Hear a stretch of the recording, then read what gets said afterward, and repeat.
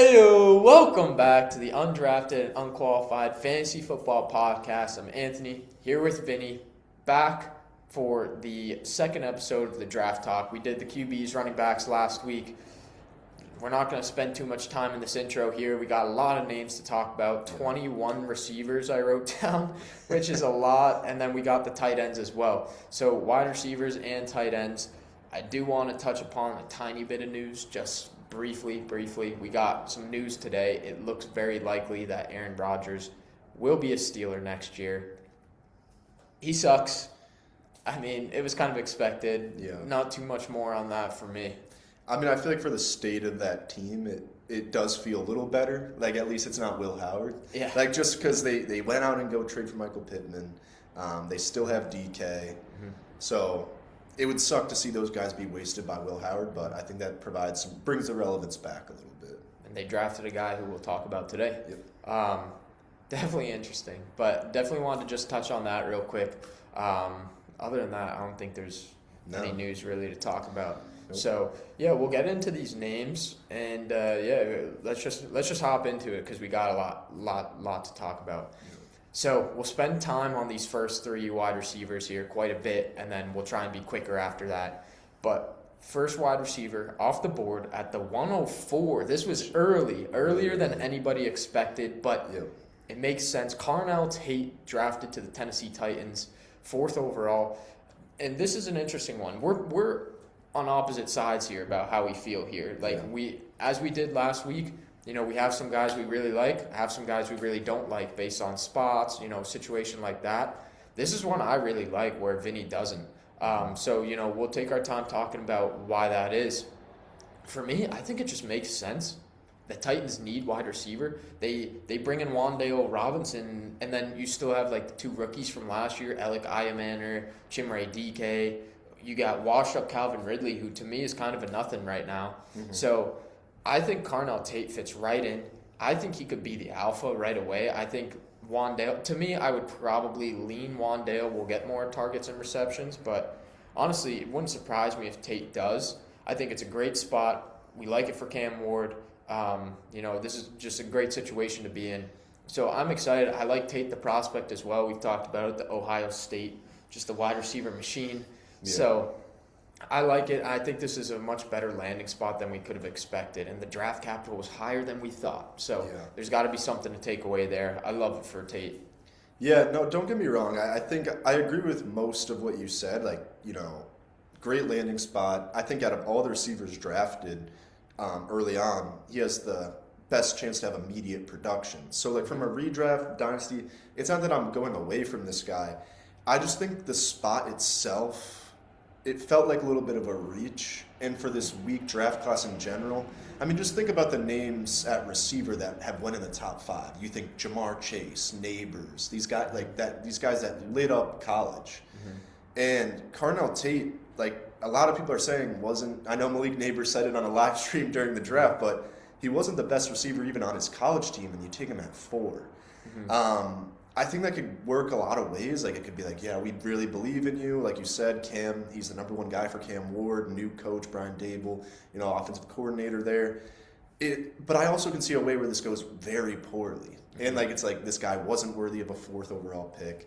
I think the draft class being weak kind of made that happen. I think Jeremiah Love going 3rd shocked a lot of people, maybe changed up some boards. I don't know. I just think Corey Davis a little bit. Because even when we talk about the Ohio State receivers, JSN was a stud at Ohio State. Not to say Carnell Tate wasn't, but he never had that big season or that moment. So just a little question marks there in terms of if he was worthy of the 4th overall pick. Yeah, I kind of just don't care. Yeah. I think that says the Titans took him there for a reason. We see reaches every year. We talked about Ty Simpson, definitely a reach there at 13 for a team that has a quarterback and pushing for a Super Bowl. But Love, we're not shying away from Jeremiah Love because he went at 3. Is that too early? Absolutely. He's a running back. He's getting paid the most annually of any running back ever. So it's definitely too early, but it's a good landing spot. And I feel the same way with Tate. If Tate went 6 to the Browns, it's It's only 2 spots different. We're saying, oh, it's maybe not as much a reach, but it's a horrible landing spot. Like, he lands in a offense now with Brian Daboll. He's got Cam Ward. He doesn't necessarily have to be the one, although I think he could do it. I think it's a good situation. I think they're going to feed him, and I think there's a lot of ways for it to go right. Could it flame out and he needs somebody who's a true one ahead of him, and Wandale can't be that true one? Like, absolutely. But I think I kind of like this spot a lot, and them taking him at 4 says more about, like, I think they probably like him a lot more than we do as the general public. Yeah, no, I think you could spin it like all ways. Like, it's like, of course, yeah, they definitely liked him and he's going to get an opportunity. But I don't know, just feels like it. Just the Titans haven't produced a big time receiver since like the AJ Brown. Yeah, AJ Brown. So yeah, I don't know. I just feel like a lot could go wrong here, and it's not like a franchise that has or usually had like a stud receiver aside from AJ Brown, who was a whole different regime. I think at the same time, I think this is a good organization, right? They've been to the playoffs a number of years with some pretty average rosters. Yeah. So I think they'll be fine. I think it's not the Browns and it's not the Jets. Yeah. So we're that's clear a good there. point. Yeah. And that's true. Also just one more point, and we'll talk about the next guy. But they drafted him over Arvell Reese. They said, we want this guy over Arvell Reese, who could have gone 2 overall. So I think it's very clear to me that, they like this guy for a reason. So I like that a lot, honestly, because I thought there was no way Reese was making it past 3. Then they take Love. No way he goes past the Titans, and they took Tate, which did feel like a mini reach, but they took him for a reason. So no, yeah, I would say I like it more for Cam Ward than I do. For sure. I like that Cam Ward got somewhat of a guy. I just don't know if he could. I don't know if he's a number 1 receiver material. For sure. So we'll see. Yeah. The second wide receiver off the board at the 8th overall pick, Jordan Tyson to the New Orleans Saints. This is another plus for me. I put it in there. I love it. I really love this. I think Shuck with Olave looked great last year. And he supported it too every single week, it felt like. It was Devon Vele a couple weeks. He had some big weeks. There was Juwan Johnson had a couple big weeks. There was a second guy there, which felt like almost every week, while Olave was still an insanely good wide receiver 1. I think Tyson is a great wide receiver, very polished guy. I think he fits into this system very well, and he doesn't have to be the one here either, but I think he's going to eat a lot of targets because they really had no other receivers. So I think he comes in as the immediate 2, and it's going to be exciting. Like, where is he going to go in drafts? I don't know.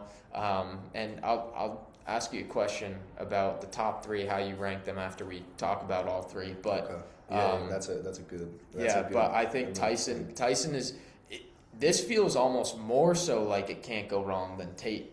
I think there's a lot here to like. So yeah, no, I like the landing spot. I like the capital. And don't get me wrong, I like both those things for Carnell Tate too. But with Tyson, the only thing I'm worried about is, I know you said Shuck had some ability to support 2 wide receivers, but just the names you said of Vele and Johnson, like, I don't know the exact stats, but they didn't feel like relevant fantasy players at any point. They were a couple times. I'm sure they were. I'll pull up a couple big Devon Vele weeks. Well, I'm curious of like end of season, because I think that's what it comes down to for your fan. Like, okay, if Jordan Tyson has 1 big game, then it's like you're not winning a fantasy league because of that. So not that that's the expectation for him, but I do worry if Shuck can support 2 big-time receivers.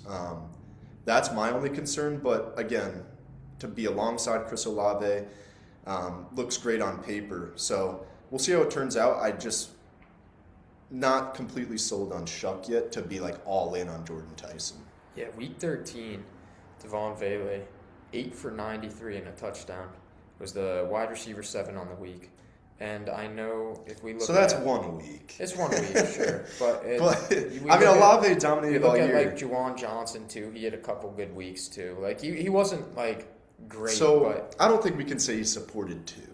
Like, fantasy I think there's been enough flashes that he can support 2, and only 2. I don't really see him going more than that. I don't know if I could agree with that. I think Jordan. Let's just say this. I think Jordan Tyson's a much better prospect than those players of Devon Vele and Juwan Johnson. So like, I would have more hope in him having bigger games along with Olave, but again, just not sold on Shuck yet. So I like can't just throw and be like, oh, amazing offense. You're like Kellen Moore is there, which is a bright spot, but not completely sold on the team and quarterback as a whole to like write this in as like, great spot. Yeah. But I think Olave though, now with Tyson there, doesn't have to be here. He can be here. Yeah. And still be super productive. Again, I think it's probably better for Olave. Like, I think a lot of these picks help other teams. Yeah. Or help other players on the team. Not for Olave in fantasy. I'll say that. I don't know. Maybe it takes some attention off of him. I don't know. He finished so high last year. He was getting targeted like crazy. Finally. But, the third guy up, 20th pick in the first round, Mekhi Lemon, felt like he fell a little bit. Goes to the Eagles, who you wanted him to go here. Yeah. We both like this pick. I think, honestly, Mekhi Lemon, I mean, he's going to – the draft picks the Eagles made it very clear they're trading A.J. Brown. Yes. Let's just state which the obvious. We mentioned on here. I think we said that if they draft receiver, he'll be a Patriot. Yeah, now it's a foregone conclusion. Yeah, so. They drafted in a way where A.J. Brown's gone. So you're going to have Devontae Smith. Mekhi Lemon is now the 2. Mm-hmm. You have Stowers, who we'll get to later, they drafted. You have Goddard still. You have Dontavian Wicks. They brought in Hollywood Brown. There's names there, but I think Mekhi Lemon's the 2. I don't know if it will translate, though, just with the way the offense runs to run heavy and with the number of names there. I don't know if it's going to translate to immediate fantasy success, but this is a sick landing spot long term. And you're in an Eagles offense, which just typically is very well run. It's a great organization. As much as y'all want to hate the Eagles, like sometimes we all hate them, but they're a very, very well run organization. So it's a great spot. I mean, for Mekhi Lemon to get down there and then the Eagles traded up over the Steelers as the Steelers are on the phone with him. Yep. So, I don't have much more to say than that. We might have to be a little patient, but great spot. Yeah, and I'm honestly not convinced that we will have to be patient. I mean, I think we obviously have seen the Eagles' offense succeed with 2 receivers. Devonta Smith and A.J. Brown both had, back-to-back 1,000-yard seasons and then some. So, obviously, Mekhi Lemon's not A.J. Brown yet, but I think it speaks to how they, don't want to change the way they run their offense. They immediately, like we said, A.J. Brown's gone at this point. That's concluded. So, drafting Mekhi Lemon replaces him, but he's more of a slot-type receiver, which I feel like plays better to Jalen Hurts' playing style. I think we saw a lot of misconnections on deep balls to A.J. Brown. They would always try and get him involved with a deep ball.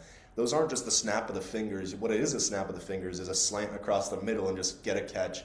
Mm-hmm. I've already seen people putting side-by-side clips of Mekhi Lemon and Puka, not the same size, but just slot type guys. Oh my God. But obviously, I just think people are excited to see him in this offense. And if you look at the board with Tate and Tyson, Tate going to Tennessee, Tyson going to New Orleans, this is the best offense a receiver was drafted into early on, especially with the Capitals. So I think that's another exciting piece. There's nothing to figure out at the quarterback. Oh, I mean, maybe people are off on Jalen Hurts a little bit. Yeah, I'm not a Hurts guy myself. But he is a Super Bowl winning quarterback. Mm-hmm. He's put up the numbers. So, I think when I made the prediction, like we were saying, this isn't what we think will happen. It's what we would like to happen. So I'm shocked that he got here, and also they had to trade up to get him. So I love it. This is my favorite landing spot for any receiver so far. Yeah, I think we know what the offense does. I think that's why, and we know who Hurts. We know who Hurts is versus Shuck versus Cam Ward. We know who Hurts is. Yep. So I think that's why it feels good. I think there's just so many names, and they want to run the ball more. That's why I'm a little bit more hesitant. But for redraft purposes, how would you rank these 3 in terms of who are you taking first? Whew. I don't know if I should save this for the hot take episode, but And well, you can make it spicier later. Yeah. But just say in order. Okay, in order? Not where, just in order. Of just These like three. where they're going to finish. Just these three. Who you would take one, who you would take two. At the start of the who draft. you would take three. I think I'm gonna go Mekhi Lemon, Carnell Tate, Jordan Tyson. All right. So yeah, I would I think go, that's probably unpopular, but let's hear it's it. definitely unpopular. I would go Tate, Tyson, Lemon. Yeah, okay. I think I would just go in order where they were drafted. So, well, let opportunity. me ask you this. What's the difference in opportunity from Tyson and Lemon? They're both number twos. Obvious number twos. I think Tyson is a much more obvious number two than Lemon is. I think there's a bigger chance that Goddard remains as like a number two over Wow. Lemon. Yeah. I think that's more of a situation. Also, I like Stowers. So I wouldn't be surprised if Stowers comes in and has a good role. I don't think he will. We'll talk more later, but Yeah. I just think there's names like they don't have to rush him in like they do with Tyson. Like Tyson, you're plugging and playing. Like if they want to say, "Hey, Mekhi, we're gonna get you 50% of the snaps this week," and because we also got this guy named Downtavian Wicks that we paid kind of too much for, So it's like just with that being said, like they're not in a rush to play Lemon. I would agree if this is like a second or third round pick. They trade AJ Brown, or not yet, but he will be, and they immediately draft a first round wide receiver. I think that says something to like they have big plans for this guy. Like if they wanted to do that type of offense and like they only drafted Stowers, just give year with Devontae at the one. Devontae is the one, no question, but you draft the AJ's replacement right away in the first round. Like that says something to me. I'll say this. I think Mekhi Lemon has a greater chance of being a one than Tyson does. Because I think Olave is locked in as the one, but they both have injury concerns, Olave and Tyson. I mean, Tyson, if anything were to happen to, like, if anything happens to Devontae Smith, like, I don't know Lemon immediately becomes the one. I think it's just more crowded, and they like to run a lot more than the Saints do, too. That's the other thing, too, is, if Jalen Hurts could throw the ball 20 times in a game, they would be very happy with that. Yeah. So that's true. I guess the styles of offense. But again, it's Tyler Shuck, who, like, is not in my... I think we view him differently, which may be causing stuff. But, like, I have no reason to say this guy's a starting quarterback, like, for the future. I want to see. I know Olave finished well. I just want to see exactly where he finished as wide receiver 6. I know, but that's him. Now we're adding another guy into the mix. Yeah, I think Shuck, like, to be able to support the wide receiver 6 overall, you have to be at least good. No, I think he's good. I'm just not sold that like he's this. He can support. Like he's he's going to play out his rookie contract and like be the starter for the next 5 years. Like I don't think he's there yet. I can't I don't know. That's fair. So that's probably where he's old too. Yeah, he's like 26, I think. Old, yeah. But we definitely differ in that way. But I would say I'm definitely Tyson's definitely my 3. I could flip flop Tate and Lemon. Tyson's definitely my 3 out of those though. Interesting. Yeah. Well, I guess that minus is kind of a little contradictory then to Tate. Well, that's why I felt the need to put Lemon 1. Because it's not that I don't like I like the landing spot for Tate, but I just feel like it might have been too early where there's a lot on his shoulders. You're the 4th overall pick. You got to go out. I don't know. Think about it. Like these year 1 receivers have been doing it. Like Neighbors Chase, they put up 1,500 yards in year 1. Marv didn't. Yeah, and look at how people view him. Yeah, like they're on his ass for everything. So that's like the thing that I think could come with it is like this guy's not putting up 100-yard games every game. Why do we take him 4 overall? True. So I don't know, but might sneeze. 24th overall pick, 4 spots later than Mekhi Lemon. Casey Concepcion to the Browns. You don't like him. Why not? Again, this will be the year that I think last year I was too much on player profile. This year, I'm more so focused on like team outlook. It's the Browns. Like the quarterback situation is such a mess that we don't even know who will be. Like, is Deshaun going to come back? Is it Shadur? Mm-hmm. Either way, I'm not too excited about either of those guys. We saw what Deshaun did when he did come back for a few games. Yeah. So I think it's more so landing spot. Like I think it's first round capital is great for Concepcion, but I don't know. I just don't have a good feeling about either one of these Browns receivers because of them being the Browns and the messy situation. Yeah, let's lump Denzel Boston in here as well, who went at the 2-7. So we're jumping over a couple names that got drafted before him, but I really like both of these prospects, and it sucks they both ended up with the Browns. We knew that was going to happen to someone. So it's just like, I think it's just tough. Like, it's a rough organization. They don't have good quarterback play. They're also a very good defense. Yeah. Which, when that happens, the offense doesn't have to do as much. Yep. So, do they run more? Like, yeah. I think Judkins could be in for a big year. I mean, I'm not really in on Judkins that much either, but like... Yeah, no, I think that's a good point, because having a good defense, I feel like, does change your offensive style. Like, you want to take more time off the clock to give your defense rest. Yep.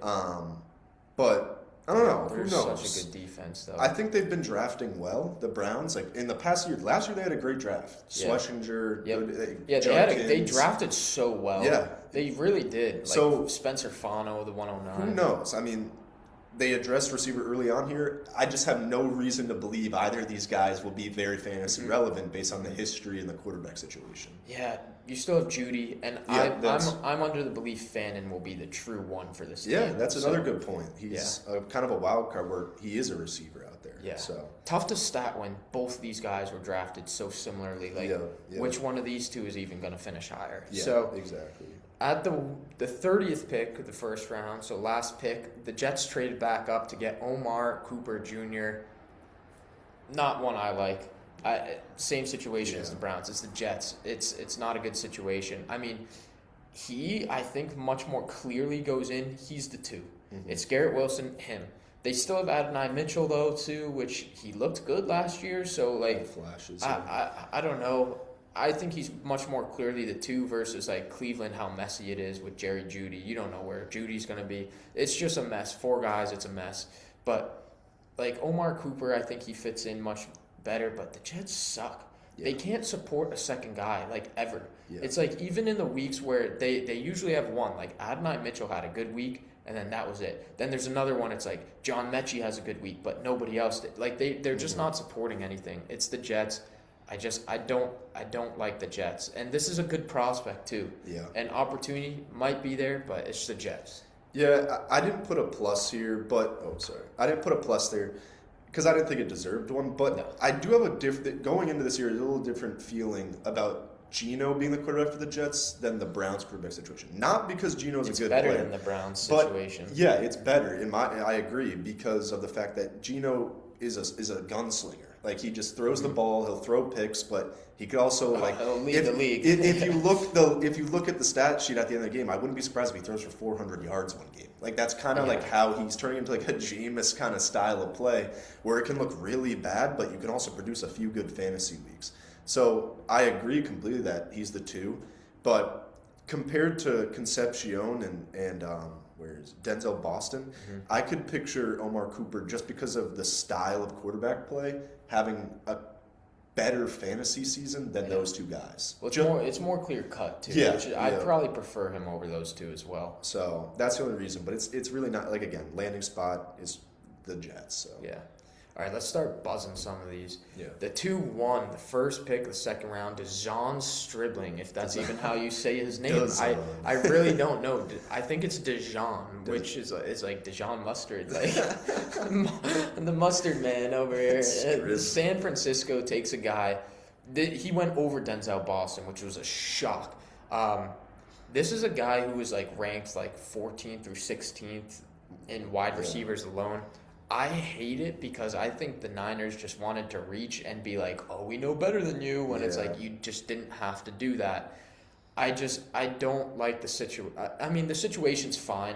I just don't like the reach. I'm not a huge fan of the player. Is he rising up from where he could have went? Absolutely. But I think there's a lot of other guys here who are in better situations and are just better players. So yeah, no, I agree. I think it's similar to the Pearsall pick a couple of years ago where, like, you know, he was picked in the first round actually, but he had some rising hype from the combine.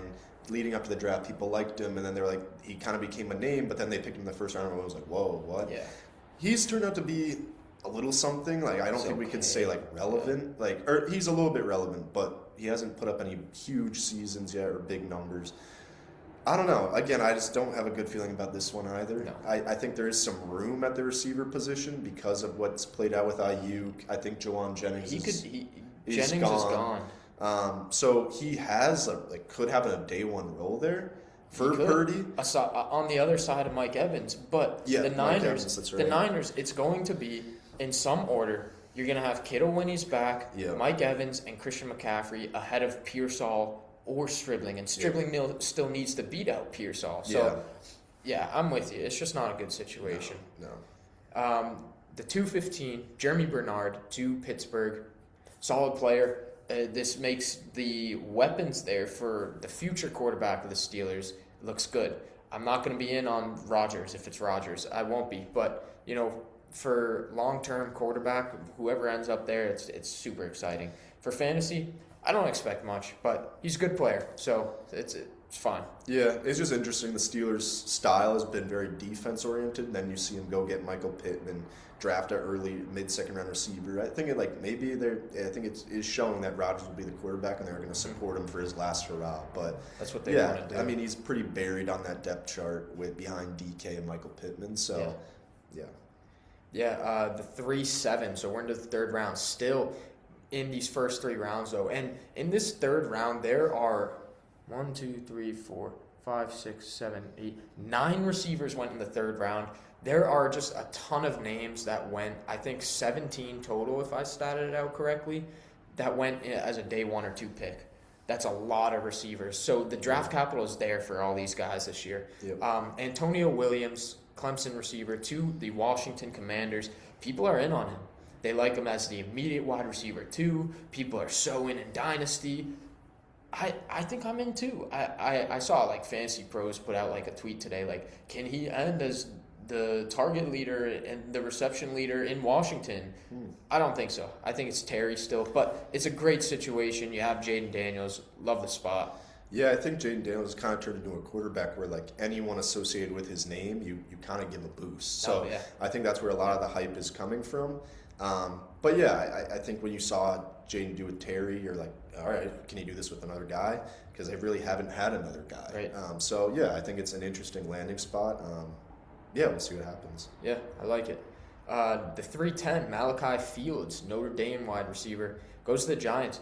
Another good spot. Mm-hmm. This isn't a name people were super excited about, but it's a great spot. You're probably the next guy up behind Malik Neighbors, at the wide receiver position alone. Mm-hmm.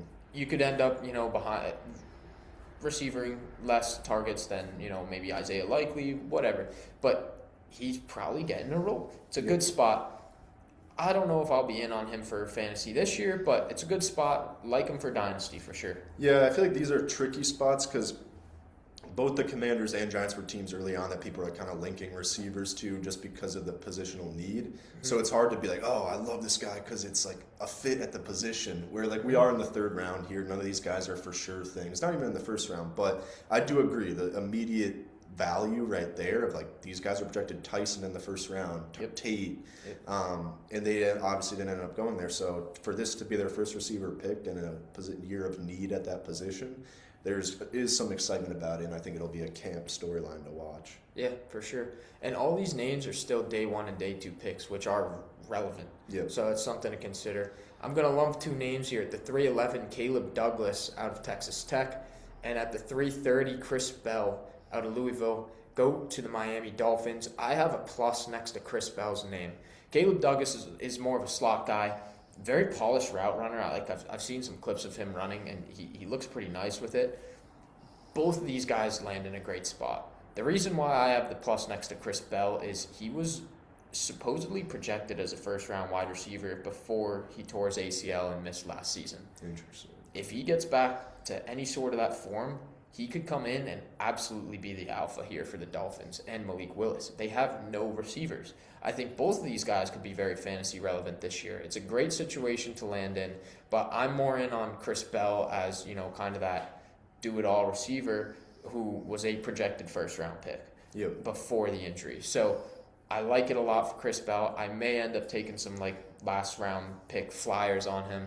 Both are solid options for fantasy, or for dynasty rather. So yeah, it is tough because I feel like Miami is slowly turning into a little bit of a dumpster fire. Obviously, they cleared house with two coaching staff, all gone. So a lot of new names in control of that, like how they're constructing the roster. I just don't feel like these are the guys that are going to hit for them. I feel like it's going to be a rough couple of years with Malik Willis. Like I obviously being a Packers fan, I watched him, but I just don't think he does it for some third-round receivers to really turn in. But like you said, opportunity is the biggest piece of a lot of this sometimes. And I actually didn't know that about Chris Bell being that's the only reason I'm bigger on that. Yeah, that's an interesting one to watch. I just feel like as the Dolphins as a whole, I'm out on. Even like Achane, I'm a little worried about. Yeah, so, me too. The touchdowns will be down for at a Achane. different time, but I just think this this team overall is gonna be really rough. And when it's times like that are ahead, it's hard to project good output from these guys. Yeah, I think somebody's got to catch the ball, but I'm with you. It's a dumpster fire. I think I'm just pointing out I'd take my shot on Chris Bell. Yeah. But for dynasty purposes, I'm gonna mark that one down. That's good info. Yeah. 315, Zachariah Branch, the Georgia guy, to the Falcons. Apparently he caught like 50% of his passes as like a screen pass. So it's going to be to a check down to Branch every time.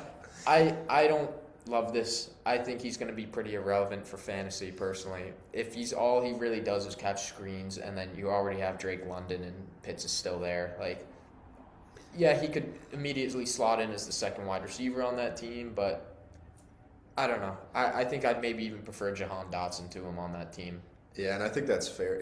I don't want to go on a tangent, but I'm going to pose a question. Is it wrong to not really value draft capital for like these receivers in this draft?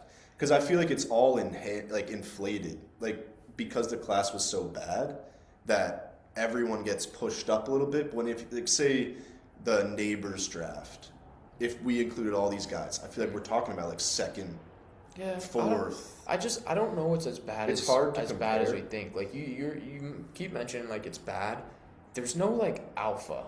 In that class, way, it's bad that there's no true alpha. Tate is not a true like you said, Jamar Chase, Malik Neighbors. Yeah, I agree with that. But I think it's a very deep class. Some of these guys are day 2 picks still, and they're landing in good situations. So honestly, I think some of these guys they're worth taking a shot on. You're just going to have to do more work to figure out who it is. Mm-hmm. Jeremy Bernard with the Steelers. He's not going to be one of them because he's behind DK and Pittman with Rodgers throwing him the ball. Zachariah Branch is not one of them because I just don't like his profile as a screen guy in Atlanta. Other names, though, like Antonio Williams with Jane Daniels, absolutely. Malachi Fields with Dart, it's maybe the second guy, absolutely. Yeah. And we're just going to have to watch through camp and through the summer. But I think, getting the opportunity. If some of these guys are they're the clear 2 day 1 starters, we got to pay attention to those names. Yeah. So there's a lot of opportunity. I mean, we saw it with the running backs, too.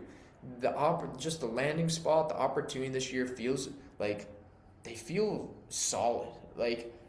It was not a good draft class, but it really doesn't feel that bad when you look at all the landing spots. Yeah, I don't know. Just this class as a whole, I'm just not excited. I feel like there's been in years past a lot of names I'm targeting in year 1. I want to go get that guy before he breaks out. Oh, this is way more exciting for Dynasty. This year, it's just it feels more exciting because you had there's not a lot of hype and you could hit on a guy that you really like you're saying. Mm-hmm. But in this year, I feel like there's just no guarantees at any spot. Except, even Jeremiah Love's landing spot. It's, not a guarantee. Yeah. So that's the frustrating part. It's, there's no, lock him in. Oh, yeah, that's a stud. But I agree. I think for redraft, you're just going to have to pick and choose to take your shot. But there's a lot of good opportunities here. Even these names were probably past the point. We're definitely past the point of you would draft these guys in your redraft league. I don't know. I think something could happen buzzing over the offseason, and we're okay, that's a name we got to keep an eye on. But as it stands right now, I'm saying. As it stands right now, even when we get to, there's those top names, maybe 3, 4, maybe 5. And then I really like Chris Bell. And I think Antonio Williams, who's already getting buzz, that's going to be a name too. But outside of that, I could agree Yeah, too. yeah. Like we're pushing for like Malachi Fields because it's the Giants, you know. But yeah, definitely not as exciting. For the Ravens, 316 Jacoby Lane, and at the 415 Elijah Surratt. Fine spot. One of them could carve out a role.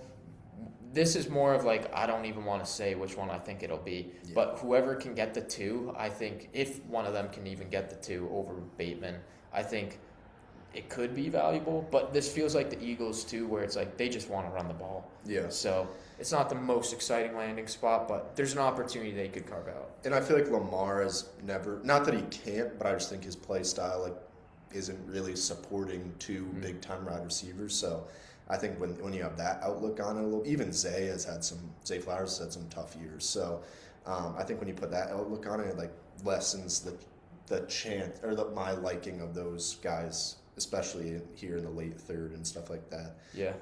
So yeah. Yeah, 319 Chris Brazzell to the Panthers. They needed two. I don't think this is him. At 320, you got Ted Hurst to the Bucks. He's an interesting name. I know people like him, but it's a very crowded room. Really not exciting there for fantasy, at least. The 325, you got Xavion Thomas to the Bears, which I put a minus by because supposedly this is a pure special teams guy. Really? Where it's like, okay, well, day two capital. No, well, if he's just pure special teams, like he's a nothing. Yeah. So those are just three names I think where we're just buzzing through. Like I don't know if you want to add on any of those. No.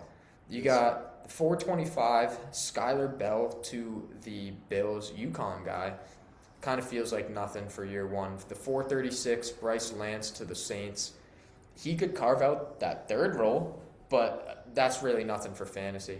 And then the 738, I want to mention this name specifically because I knew the name Deion Burks out of Oklahoma, who probably could have been in this grouping here. Yeah. And then he goes all the way at the end of the seventh to Indy. Yeah, wow. Not a great spot. Will probably be a special teamer.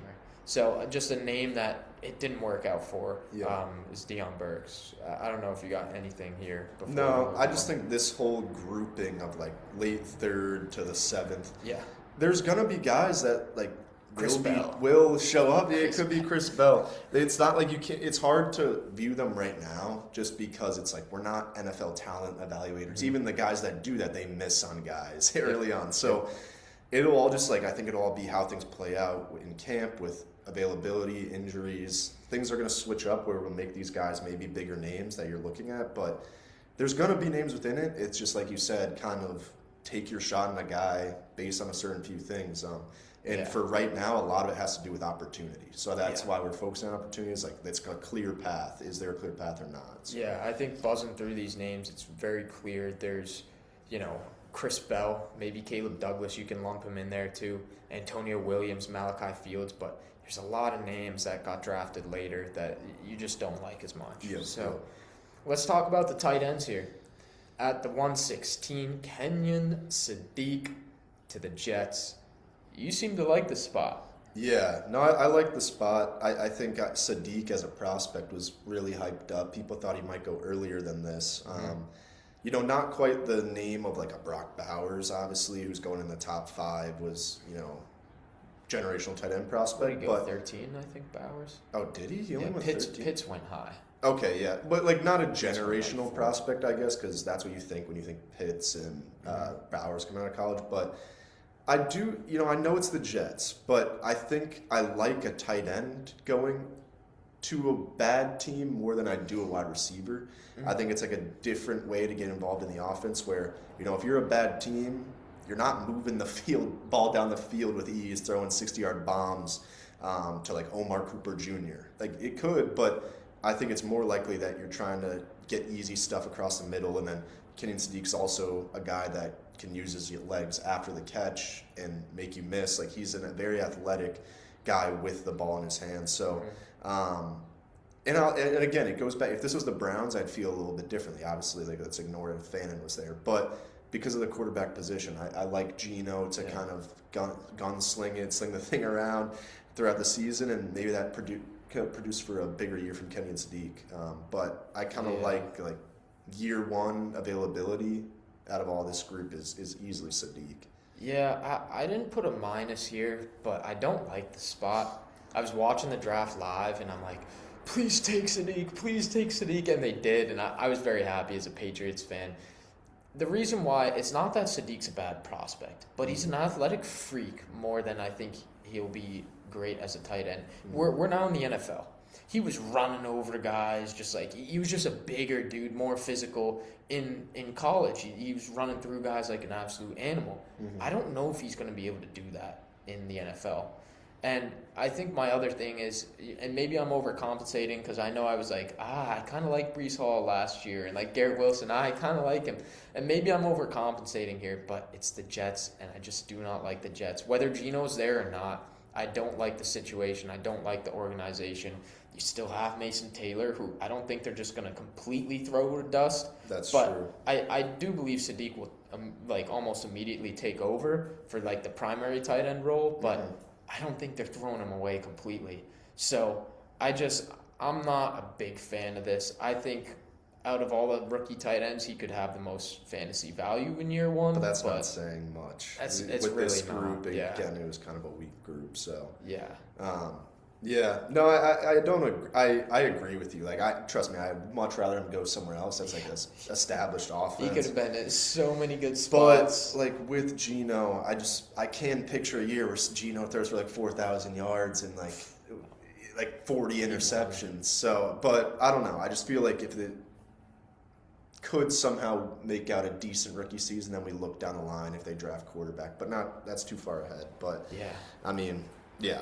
I almost look at this draft class and think, if only I made my fantasy, the rookie like hot take last year of like no rookie tight end finishes top 10. Like this might be the year that happens. Maybe. I think We'll this might see. be the year that happens. I think there's just there's names this year that I think will finish in top 10 over these guys. But hey, we'll see. Maybe Sadiq carves out that role. Yeah. The 222, Eli Stowers to the Eagles. We both like the spot. We both have the plus next to this one. Stowers was one of those, like, that was one guy I wanted to see when we did that episode a couple weeks ago. That was like, I want to see Stowers as an Eagle. And I said Patriots, or Eagles, barring wherever A.J. Brown is. And he landed with the Eagles. I don't know he has a role year one, especially since they drafted Mekhi Lemon. But I think this is a great landing spot. I think honestly, I wouldn't even be surprised if they play him as a wide receiver. I know a lot of teams are looking at him as a wide receiver. They could very easily go 2 tight end sets a lot. I wouldn't be surprised if they do that, and Stowers looks good. Maybe he takes over for Goddard sooner than later. They only brought Goddard back on a 1-year deal. I'm probably not going to be looking for him in redraft anywhere, to be honest. But at the same time, like, I love this landing spot. Long term for Dynasty especially, like, this is sick. We like the Eagles here. Yeah, I think they're an early favorite, like based on paper, to a draft winner for sure. I think they especially addressed like offensive needs and Took a lineman, took too. the future, like bet on the future of the position as well. Like Goddard, not on his way out, but like He's old. he's older, like you mentioned, on a 1-year deal. And I think Stowers just like Eagles always have a big time tight end. It feels like they had Ertz for the longest time. Yeah. Goddard came in, kind of adopted that role. So it's clear that they want to still throw the ball. Like they need to. So because of how Saquon's kind of progressed or regressed last year. But yeah, I love the landing spot too. I think he's a beast. Yeah. A year 1 value feels more like a Trey McBride, like waited out. In year 2, we're yeah. talking about like a monster jump. I kind of like that comparison. But again, like you mentioned, like an injury, Goddard goes down, we could see it right away. But again, you never want to root for that stuff. Yeah. But it's just that's kind of what needs to happen for him to make a big time leap this year. Yeah, the Stowers went to 222. We got a guy at the 224, 227, 229, 35, 39. Like there was a mini run on tight ends after Stowers went. Wow. Yeah. At the 224, Nate Borkercher to the Jaguars. I put a minus here. This is a blocking tight end. Like, he was ranked, I think, like, I forget where ESPN had him. Outside the top 10, though, I think, in tight ends, like in their tight end rankings, like 13th or something like that. The Jaguars and Niners just love reaching this year. And, I think Brenton Strange is the guy. I genuinely think they took this guy to be a blocking tight for end. the run game. I don't know why, but they did. And Yeah. it's bad. Don't look for him in fantasy. Like, I wouldn't even look for him in Dynasty, to be honest. Yeah, and I think that's what you have to be careful of is like what we don't realize. We see, tight end in the second round, like cool. But then if you read up on a guy, he's a clear blocking tight end. He's going to have no involvement in the offense, passing game, or little involvement. So yeah. I can't speak for Marlon Klein or these other names you just mentioned. Klein's the same situation, 227. Let's just hop right in. Marlon Klein to the Texans feels the same. Schultz is the guy there. Like, similar situation here. I think Borkercher was more of a reach from what I saw in, like, rankings and stuff. But, both situations, it's like you're reaching. So, yeah. And they're blocking tight ends. Yeah, and I think tight end is kind of the position you can see guys have better careers later on in the NFL draft. It's not like you have to be a first-round pick to succeed. We've seen it go the opposite way a lot of times with guys. Yeah. But it is you should know what their play style is. Yeah. If it's a blocking, it's much less likely that they'll turn out to be something on the offensive side. Yeah, it's interesting. I think there's a big shift in the NFL to 12 personnel. Yeah. 12 personnel, essentially, if you don't know, means there's 2 tight ends on the field, 1 running back, 2 tight ends. So 11 personnel, that first number is 1 running back, 1 tight end. 12 personnel is increasing. Mm-hmm. So I wonder if that's a reason. I wonder if it's just, they're almost drafting him to be like a 6th lineman too type of situation. I don't know. Maybe with the increase in 12 personnel, but for fantasy, both these names stay away from. Mm-hmm. Max Clare at the 229 to the Rams. I put a minus here. I don't think he's a bad prospect. I think this was the guy out of Ohio State where he was pretty solid.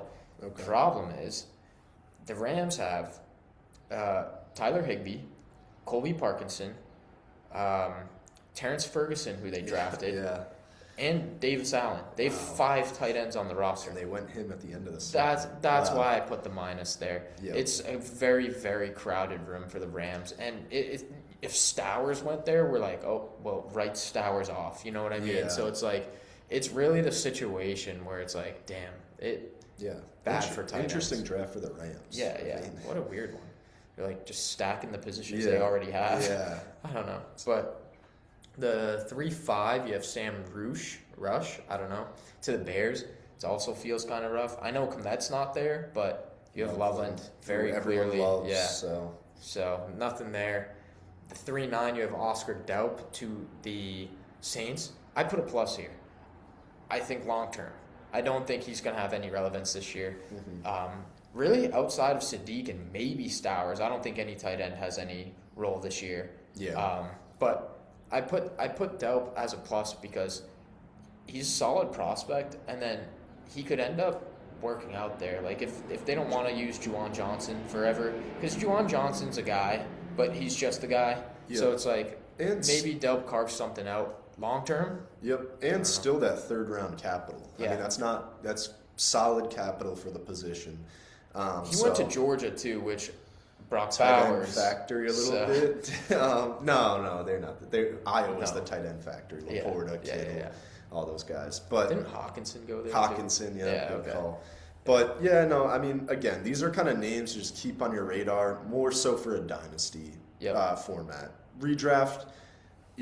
Next year, if this guy's a big name, everyone will know he's a big name. Yeah. So it's hard to get ahead of in redraft. But for dynasty, you can ignore a lot of names outside of Sadiq, Stowers, and even Stowers. I mean, you could probably ignore that for year 1. I don't see dynasty. Oh, sorry. I thought you meant for No. redraft. For dynasty, I'm saying you can ignore 4 of these names we just mentioned. I think Daup could have some dynasty relevance. Stowers and Sadiq, of course, but. Yeah, I mean, Eli Raridan, 331 to the Patriots. I think it's more of a long-term, like, maybe a second tight end type situation. I don't think he ever becomes the one, so I don't know if I'm looking at him in Dynasty. Yeah. So, solid prospect, nothing special. Yeah. And then the 5'12", the reason I put this name in here, Justin Joly.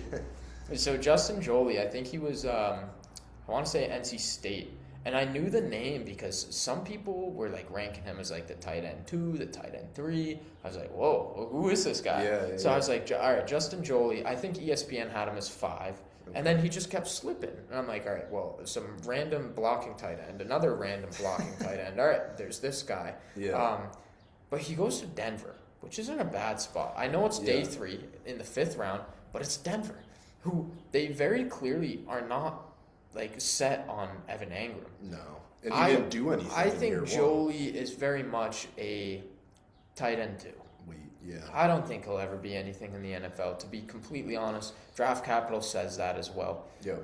But for Dynasty, I think if you have like the very last pick in the draft and you have a need at the tight end position, if Sadiq and Stowers, because they're going like back end of the 1st, I think Delp's probably going somewhere late. I mean, if Delp's on the board, I'd go Delp, but I think Jolie would be like my tight end 4 for Dynasty. Yeah. So I think that's the only reason I'm bringing that name up here. I mean, again, a pretty weak class overall. So like these, very weak. That's what I'm talking about with the inflation. Because in past tight end classes, these guys are not even undrafted free agents in a dynasty league. They're undrafted, or they are undrafted free agents. So like, I don't know. It's hard for me to really give an outlook of the class as a whole, just because I feel like landing spots are a little inflated. Like I think teams took some shots this year where they're like, oh, let's give it a shot because we're not really missing out anywhere else. But I don't know. We'll see how it plays out. Yeah, I like the 2 top guys at tight end for sure. But yeah, overall, just looking through all the rookies, right? Like, there's not going to be a lot of fantasy relevance for rookies this year. No. And I think that's one thing where we're always like, oh, the rookies, they're exciting. Yeah. I think this is a year where you can say, hey, I don't want to go with the rookie here. Yep. So, I agree. Like, even Tate and Tyson and Lemon will all be drafted in redraft. I'm not going out of my way to go get any of them. Yeah. So, neither. Obviously, as the offseason goes on, if things change, if there's a lot of buzz, can't buzz, things like that, maybe things change. But as it stands right now, that's where we are, and we did it under an hour. That's a lot of names we covered under an hour. But yeah, I mean, we kind of alluded to it. The next episode, we will do the rookie hot takes. This is kind of just our, do we like this guy? Do we not like this guy? How's the landing spot? Yeah. That kind of situation. And we do a lot of names, sometimes too many, but well, definitely too many. But we got to do as many as we can, just if they're like names you've heard, things like that. But yeah, we'll be doing some rookie hot takes probably earlier next week, so you might get that out before a week from today. And then we'll figure out where we're going from there. But that's what's up next.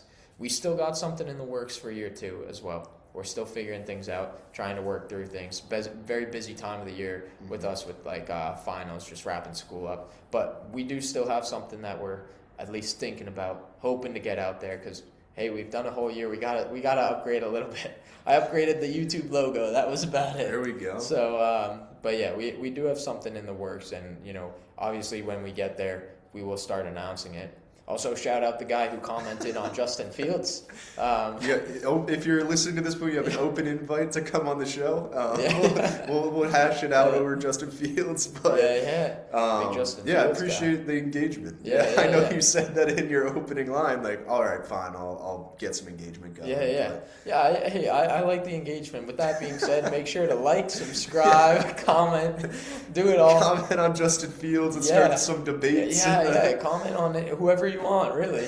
But hey, we like the engagement. We never say that in the podcast, but like, comment, subscribe.